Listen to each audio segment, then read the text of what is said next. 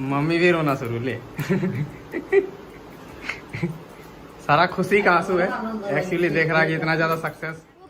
तो आज का थंबनेल देख करके आप लोग समझ ही गए होंगे कि हम कौन सा टॉपिक पर यार आज बात करने वाले हैं। तो हाँ, आज बताते हैं मनोज देव भैया ने ऐसी क्यों शादी कर ली भाग करके और ऐसा क्यों करे, तो इसके बारे में हम आपको बताते हैं। तो मनोज देव भैया का मम्मी पापा राज़ी नहीं थे शादी करने के लिए ऐसे, क्योंकि ज्योति का और मनोज देव भैया का अलग अलग कास्ट था, इसी चलते शादी नहीं करने दे रहे थे।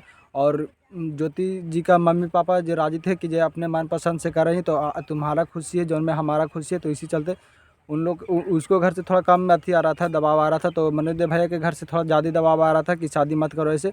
मम्मी पापा मनोज देव भैया का राज़ी नहीं थे, तो इसी चलते मनोज देव भैया ने भाग करके कोलकाता जा कर के मंदिर में शादी कर ली।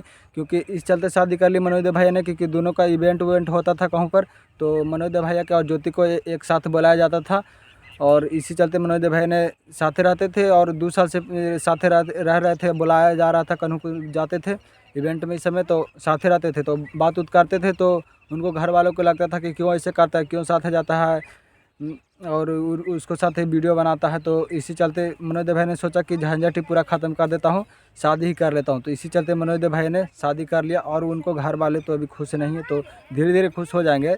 अभी थोड़ा सा शुरू में थोड़ा सा कोई का भी मम्मी पापा बोलेंगे, तो क्योंकि मनोज देव भैया सिर्फ एक ही भाई हैं। मनोज देव भैया बोलते हैं कि हम सिर्फ एक ही भाई हैं, क्योंकि उनको पापा को मान जाना चाहिए था, क्योंकि एक ही उनका बेटा है, तो सारी खुशी तो उनका उसी में। बड़ा यूट्यूबर था, 4 मिलियन सब्सक्राइबर्स था, बहुत अच्छा तरीके से शादी वादी होना चाहिए था, बहुत सारे यूट्यूबर्स आते हैं मेरी शादी में, तो मैंने भी ऐसा ही सोचा था। बट अनफॉर्चुनेटली ऐसा कुछ हो नहीं पाया। उसके लिए तो मैं आप लोगों को सबसे पहले सॉरी बोलना चाहूँगा।